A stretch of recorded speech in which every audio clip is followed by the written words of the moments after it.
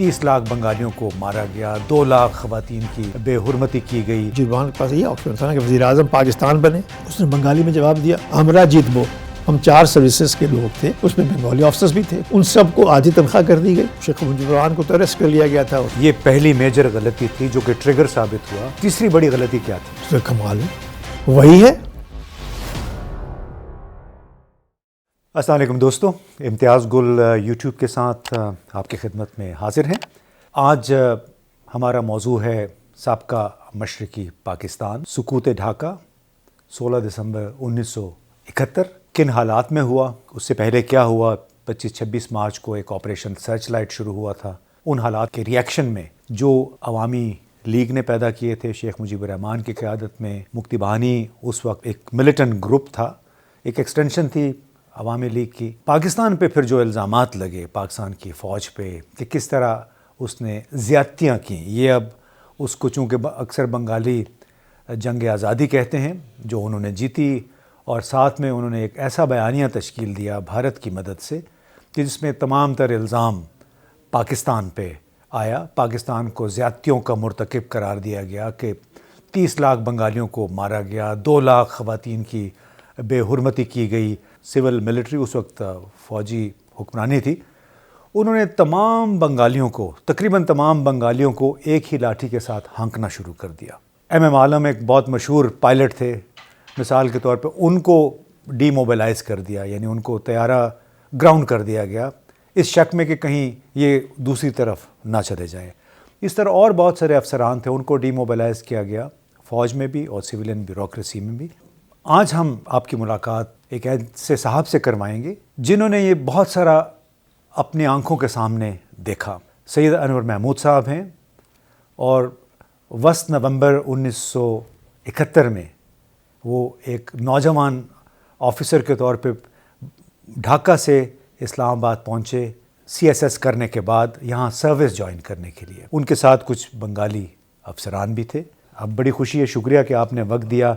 कौन से हालात थे जो बांग्लादेश बनने के का मुहर्रिक बने, और फिर पाकिस्तान के हुक्काम ने क्या किया उस वक्त, मुख्तलिफ़ तरीके से उनका रद्द-ए-अमल क्या था?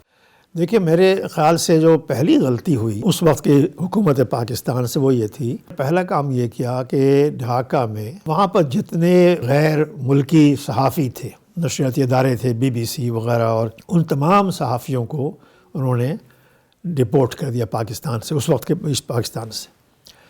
नतीजतन वो ढाका से निकले और वो कलकत्ता चले गए। कलकत्ता ढाका से कोई आधे घंटे की फ़्लाइट है, वो सब कलकत्ता चले गए। अब जब वो कलकत्ते में पहुंच गए, कलकत्ता पहुंच गए, तो सारी रिपोर्टिंग जो वो कर रहे थे वो इंडियन पर्सपेक्टिव से कर रहे थे। तो ज़ाहिर है ये मैं समझता हूँ कि एक बहुत बड़ी गलती उस वक्त की हुकूमत पाकिस्तान या वजारत नशरियात जो थी उनकी ये बहुत बड़ी गलती थी। और वो उसके बाद सारा जो आपने नैरेटिव का जिक्र किया, वो नैरेटिव वहीं से तो शुरू हुआ। यानी बयानिया हमने खुद भारत के हाथ में दे दिया, भारत के हाथ में दे दिया, और वो उनकी जो भी वो वहाँ से जो खबरें चल रही थी या जो नैरेटिव्स बन रहे थे, बयानिया बन रहा था, वो वहीं से बन रहा था। लोग भूल जाते हैं कि पहले मार्च से 26 मार्च तक भी तो 26 दिन जो थे उनमें क्या हुआ। अगर हुकूमत पाकिस्तान उस वक्त की जो मगरबी पाकिस्तान में जो लोग थे वो तैयार ही नहीं थे, वहाँ पर ना हमारी इतनी फ़ौज थी, तो इतना बड़ा जो एक फ़ैसला किया गया कि जो इलेक्शन हुआ था 1970 का, जिसकी बुनियाद पर अवामी लीग को अक्सरियत मिली थी और शेख मुजीबुर रहमान का हक़ था कि वो वज़ीर आज़म बनते, उन्होंने पहली मार्च 1971 को 12 बजे दिन में ये ऐलान कर दिया कौमी असम्बली का, जो नई कौमी असम्बली उसका जो इजलास होना था ढाका में वो अब नहीं होगा, और गैर मुअय्यना मुद्दत के लिए उसको इल्तिवा में कर दिया। वहाँ से तो मामला उठा ना, ढाका में एक स्टेडियम में क्रिकेट मैच हो रहा था MCC और पाकिस्तान का, वहाँ पर 12 बजे लंच ब्रेक हुआ, ये ऐलान हुआ, रेडियो पर लोगों ने सुना और वहाँ से हंगामा शुरू हो गया। और वैसा हंगामा हुआ तो पाकिस्तान की फ़ौज तो ढाका कंटोनमेंट के अंदर थी बस। तो वहाँ उसके बाद जो 26 दिन तक जो महम होता रहा, तो उसका ज़िम्मेदार कौन है? यानी इब्तिदाई से था कि हम जो भी काम करते हैं उसके नताइज की परवाह किए बगैर, कोई मनसूबाबंदी के बगैर। बिल्कुल कोई मनसूबाबंदी नहीं थी, कोई तैयारी नहीं थी। यानी बुनियादी तौर पे उस वक्त भुट्टो साहब, ये कहा जा रहा था कि इत्तेफाक राय नहीं हो रहा था कि مجیب الرحمان کو اقتدار دیا جائے یا نہ دیا جائے؟ یہ اقتدار دینا نہیں چاہتے تھے نا. اگر اقتدار دے دیتے تو مسئلہ ہی کوئی نہیں تھا. دیکھیے مجیب الرحمان کے پاس کیا آپشن تھا؟ مجیب الرحمان کے پاس یہ آپشن تھا نا کہ وزیر اعظم پاکستان بنے یا وزیر اعظم مشرقی پاکستان بنے. اگر وہ وزیر اعظم پاکستان اس کو بنایا جا رہا ہے تو وہ کیوں کہے گا کہ نہیں آپ وزیر اعظم وہاں کے بن جائے، میں وزیر اعظم یہاں کا بن جاتا ہوں. وہ تو پاکستان کا وزیر اعظم بننا چاہ رہا تھا اور اس کا حق تھا، چونکہ لوگوں نے اس کو اکثریتی طور پر اس کو دیا تھا، اس کی پارٹی کو ووٹ دیے تھے. لیکن خیر وہ نہیں ہوا. مجیب الرحمان نے تو جب یحییٰ خان ڈھاکہ گئے، آپ چند دن پہلے بات چیت ہوئی ہے گفتگو، اس میں بھی مجیب الرحمان نے یہی کہا تھا کہ ہم بات چیت کر رہے ہیں اور اس کا حل نکلے گا، پاکستان کے اندر صحیح حل نکلے گا. 1 مارچ کو جب یہ اعلان ہوا کہ قومی اسمبلی کا اجلاس اب نہیں ہوگا، پورا کراؤڈ جو میچ دیکھ رہا تھا ڈھاکہ اسٹیڈیم میں، وہ قریب میں پربانی ہوٹل میں عوامی لیگ کا اجلاس ہو رہا تھا. مجیب الرحمان کو باہر لایا گیا اور اس وقت کہا گیا کہ تم ڈکلیئر کر دو شادھین یعنی کہ آزادی. اس نے نہیں کیا. کیا تھا اس کر دیتا. پاکستان فوج تو اس وقت وہاں تھی ہی نہیں، نہ ہونے کے برابر تھی نا. اگر وہ کہہ دیتا کہ ہاں بنگلہ دیش 1 مارچ کو ہم ڈکلیئر کر دیتے ہیں آزادی، انڈیا نے اس کو ریکگنائز کر لینا تھا. فوج آپ کی کنٹرولمنٹ کے اندر تھی تو کیا ہوتا پھر. ایک یہ پہلی میجر غلطی تھی جو کہ ٹریگر ثابت ہوا. پھر دوسری غلطی آپ نے کہا کہ تمام جو صحافی تھے ان کو ڈیپورٹ کر دیا گیا اور وہاں سے انہوں نے عوامی لیگ کا پرو عوامی لیگ بیانیہ انہوں نے دینا شروع کیا. تیسری بڑی غلطی کیا تھی؟ دیکھیے جب آپریشن شروع کیا وہاں پر 26 مارچ کے بعد، ہم تو اپنے ملک میں ہی لا اینڈ آرڈر کو نظم و ضبط کو لانے کے جا رہے تھے اور اس ملک ہم فتح کرنے تو نہیں گئے تھے. لیکن جو انداز تھا وہ اس قسم کا تھا کہ ایلینیٹ کر دینا، بجائے اس کے کہ ہم کوشش کرتے کہ ان کو انکلوسیو ہو. وہ بالکل ایکسکلوسیو ہو گیا. تو جب آپ کے اپنے اندر جتنی کوئی بھی فوج ہو، اگر وہ ایک ایگریشن آ رہا ہے آپ کا بارڈر کی طرف سے باہر سے، دوسرا اندر جو آپ کے جو لوگ ہیں خود وہ بھی آپ کے ساتھ نہیں ہیں، اور اس کے لیے کوئی ایفرٹ نہیں کی گئی کہ ان کے ساتھ، چونکہ شیخ مجیب الرحمان کو تو اریسٹ کر لیا گیا تھا، ان کو تو یہاں لے آئے تھے what was then West Pakistan. تو کوئی ہمارا کمیونیکیشن لنک ہی نہیں رہا تھا ان کے لوگوں کے ساتھ، عوام کے ساتھ. چونکہ جو لوگ منتخب ہوئے تھے، 2-4 ایک آدھ لوگ، نور الامین وغیرہ، وہ ان کا ایسا نہیں تھا وہاں پر کہ وہ وہاں کے لوگوں کو، لاکھوں لوگوں کو، کروڑوں لوگوں کو بتا سکیں کہ بھئی ان کی. تو میں سمجھتا ایک بہت بڑا کمیونیکیشن ویکیوم ہو گیا، اور پرسیپشن بھی ظاہر ہے کہ وہ انڈیا سے بلڈ اپ ہو رہی تھی.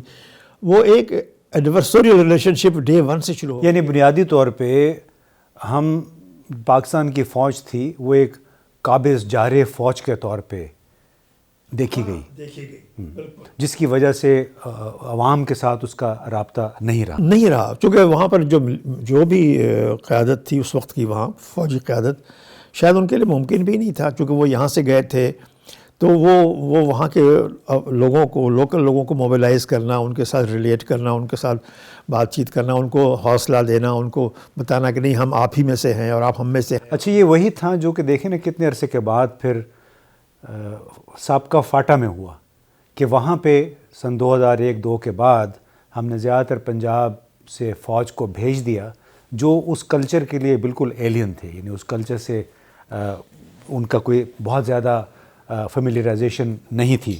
اچھا یہ بتائیے، نہیں اس میں یہ بھی ہوا، بنگالی آفیسرز بھی تو تھے نا پاکستان آرمی میں، وہ ایسٹ پاکستان میں بھی تھے اس وقت 26 مارچ کا جو واقعہ ہوا.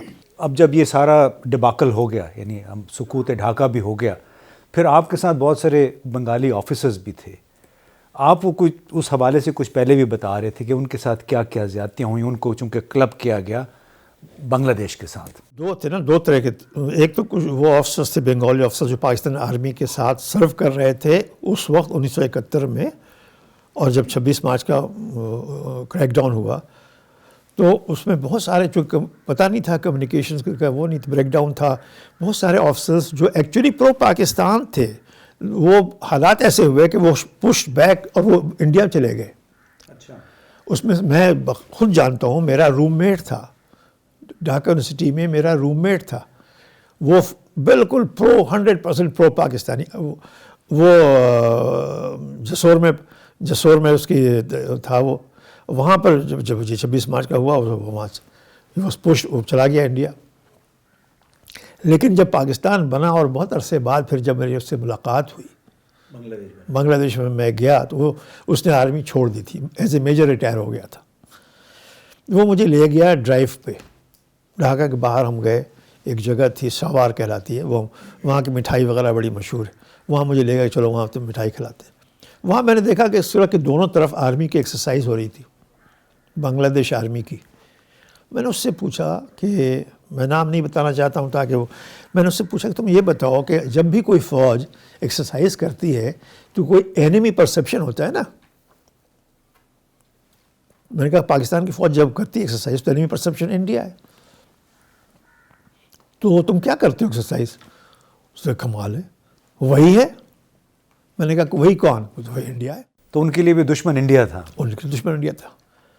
उसके बाद आपको मैं बताऊं, 1984 में मैं गया पहली दफ़ा ढाका, 1984 में। ये तो मैंने अभी जो बात बताई आपको वो तो और कुछ साल बाद की है। 1984 में पहली दफ़ा गया, 1971 के बाद एशिया कप हॉकी का वहाँ पर टूर्नामेंट हो रहा था। जिस दिन फाइनल मैच था वो इंडिया और पाकिस्तान का था। उस दिन मैं और 2-3 और साथी जो हमारे साथ यहाँ से गए थे, हम गए वहाँ एक जगह है बैतुल मुकर्रम, बहुत बड़ा शॉपिंग एरिया है वो। वहाँ एक दुकान पे कपड़े ख़रीद रहे थे हमारे, तो उससे मैंने वैसे ही बंगाली में पूछा कि आज मैच हो रहा है, कौन जीतेगा? उसने बंगाली में जवाब दिया, हमरा जीतबो, हम जीतेंगे। तो मैंने कहा कि बांग्लादेश तो खेल नहीं रहा। ना हमरा जीतबो, पाकिस्तान जीतेगा। अच्छा, तो ये जज्बात उस वक्त तक भी मौजूद थे? तक भी मौजूद थे। हमने मैं तो हैव ऑलवेज सेड कि वी पुश देम। अच्छा, आपने एक और भी याद कीजिए कि जब आप बता रहे थे कि अफसरान के साथ क्या हुआ। बिल्कुल, देखें अब हम एकेडमी में थे, सरेंडर हो गया, बांग्लादेश बन गया, इस पाकिस्तान अलहदा हो गया। अब हम एकेडमी में ट्रेनिंग में हैं, उसमें बंगाली ऑफिसर्स भी हैं जो इस पाकिस्तान से आए हुए थे। उनको ऑप्शन दी गई कि आप इधर रहेंगे या आप उधर चले जाएंगे। अब जाहिर है वो वहाँ के थे, तो उन्होंने मेजॉरिटी ने, एका दुका ने ऐसा कहा कि हम यहाँ रहेंगे, मेजॉरिटी ने कहा कि हम वापस घर जाएंगे अपने। तो अब हमारे ट्रेनिंग को 6 महीने रहते थे, उनको उन्होंने ले ऑफ कर दिया, उनकी तनख्वाहें आधी कर दी। अब आप आधी तनख्वाह कर दें तो वो हमारे साथ मेस में खाना नहीं खा सकते थे, उसी मेस में जिसमें 6 महीने से खा रहे थे हमारे साथ बैठ करके। उसमें फॉरेन सर्विस के भी थे, उसमें सिविल सर्विस के भी थे, इंफॉर्मेशन के भी थे। उस वक्त हमारी 4 सर्विसेज की इकट्ठे ट्रेनिंग होती थी सिविल सर्विस अकेडमी लाहौर में। उसमें पुलिस सर्विस भी थी, चूँकि शारदा अकेडमी पुलिस की इस पाकिस्तान में थी, तो वो अब उस साल नहीं जा सके थे, तो उनकी ट्रेनिंग भी, हम 4 सर्विसेज के लोग थे। उसमें बंगाली ऑफिसर्स भी थे, प्रोबेशनर्स ट्रेनिंग। उन सब को आधी तनख्वाह कर दी गई। अब उनके लिए उन्होंने बावर्ची एक ढूंढा, एक अपना उनको एक कमरा दे दिया गया कि वहाँ खाना पकाओगे। अब आप सोचिए, अगर तुम भाई 6 महीने हम उनको तनख्वाह देते रहते, इज़्ज़त के साथ देखभाल करते उनकी, और वो चले जाते, जाना तो था उन्होंने, जाहिर वो वहाँ के थे, हो सकता है वो पाकिस्तान के सफ़ीर बन के चले जाते। हाँ, गुडविल के साथ। गुडविल होती। इसके अलावा कुछ आपको याद आ रहा है कि जो ज़्यादतियाँ हमने ऐसी की जिसकी वजह से जो लोग यहाँ रह भी सकते थे, जो या पाकिस्तान के हक़ में भी थे, उन्होंने फिर मनफी कहानियाँ सुनी और उन्होंने वापस जाने को तरजीह दी? देखिए, उसमें ऐसा है कि सिविल सर्विस में तो यही हुआ जो मैंने आपको बताया था, लेकिन बहुत सारे लोग, ये तो मैं उनकी बात कर रहा था आपसे जो मेरे साथ ट्रेनिंग में थे हमारे साथ, लेकिन बहुत सारे ऑफिसर्स थे जो सर्व कर रहे थे कराची, लाहौर, इस्लामाबाद वगैरह में, वो उनके साथ भी ऐसे ही हुआ। उनके साथ भी ऐसे ही हुआ, चूँकि ऑप्शन दी गई, और ऑप्शन में यही था कि आप जब उन्होंने कहा कि नहीं हम जाएंगे, तो अरेंजमेंट करते, इंतज़ाम करना चाहिए था, उनको जहाज़ पे बैठाते, इज़्ज़त आबरू के साथ वापस भेज देते। वो भी नहीं किया, वो उनकी तनख्वाहें आधी कर दी, कितनी मुश्किलों से कैसे करके अपने इंतज़ाम के तहत वो गए। तो वो हमारे लिए, पाकिस्तान के लिए, ये मैं समझता हूँ कि बहुत शॉर्ट साइटेड फ़ैसले थे उस वक्त जिन लोगों ने भी किया, जो भी हुक्मरान थे, हमारे गवर्नमेंट थी। ज़ाहिर उस वक्त तो गवर्नमेंट यहिया ख़ान की तो जा चुकी थी, उसके बाद तो फिर भुट्टो साहब की गवर्नमेंट, पीपल्स पार्टी की गवर्नमेंट बन चुकी थी, तो फ़ैसले तो उन्होंने ही फिर बाद में किए, 16 दिसंबर के बाद के। लेकिन ایک اگر جانا بھی تھا تو جو کچھ ہوا وہ بہتر طریقے سے جا سکتے. آج میں بات کرتا ہوں، کہتا ہوں میں کہ اب ہم 18ویں ترمیم کی بات کرتے ہیں. سندھ کہتا ہے، روز کہتا ہے، ہم نہیں مانتے.